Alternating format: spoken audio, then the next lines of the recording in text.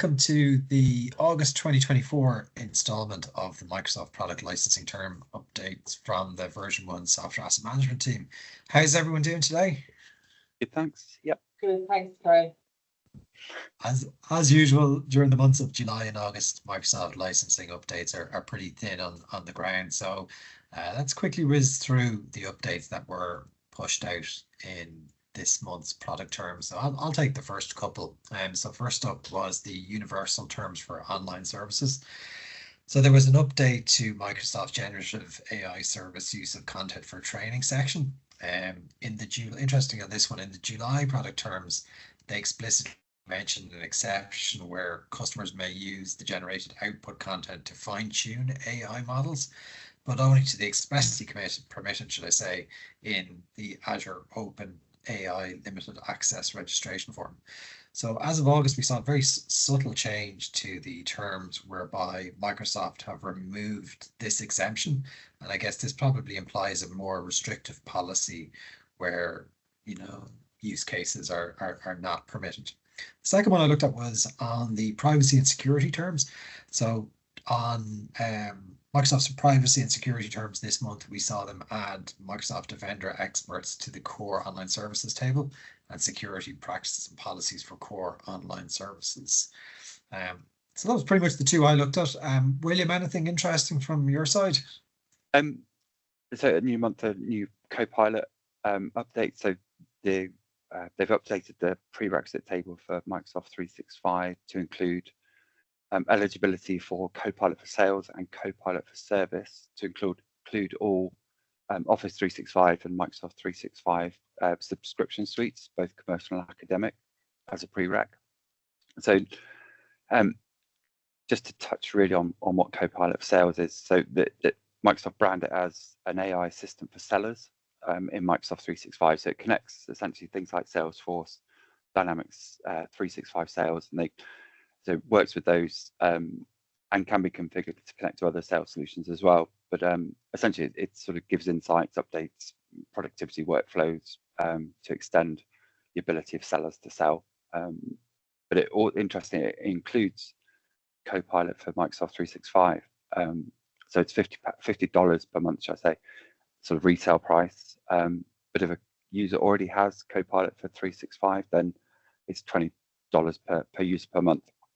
The other nuance is if the user has Dynamics 365 Sales Premium, you have to pay an additional $30 per month to get Copilot for 365 because it doesn't include Copilot 365 in the Dynamics 365 Sales Premium SKU.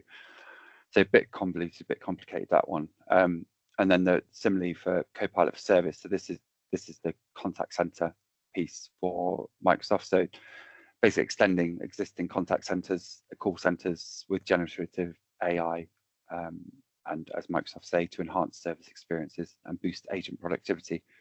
And again, this includes Microsoft Copilot for 365, and it's $50 per user per month, or $20 if the user already has Copilot for Microsoft 365. So it's interestingly, they sort of bundled in Copilot for Microsoft 365 into these two product SKUs. They obviously need to work together, or you can't do one without the other. So I suppose that's probably why they've done that. And finally, the Intune. So they've added their frontline worker products to the Microsoft Customer Agreement availability table. So this is essentially a whole bunch of new Intune SKUs specifically for frontline workers.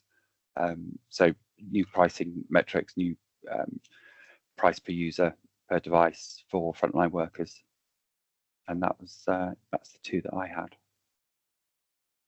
Very good. And I think there was just one other update this month. Niamh, do you want to cover off the last one? Yeah, it's very simple. Under Microsoft Azure, they've added the use of content for fine-tuning to Azure OpenAI services section.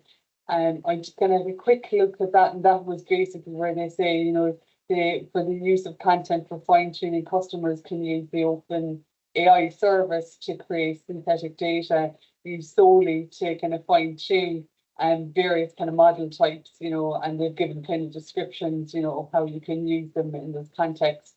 And then second part of that update is that they've moved Azure AI content safety under the Azure AI Services section. And that's pretty much it, really. Stuff. So yeah, like I said, it was a relatively quiet month this month. Nothing too disruptive in terms of the product terms that have been pushed out. As always, if you have any questions off the back of today's session, or if you have any Microsoft licensing related queries or other vendor licensing related queries, feel free to reach out to us here at the Software Asset Management Practice in version 1. We would be delighted to handle any questions or queries you might have.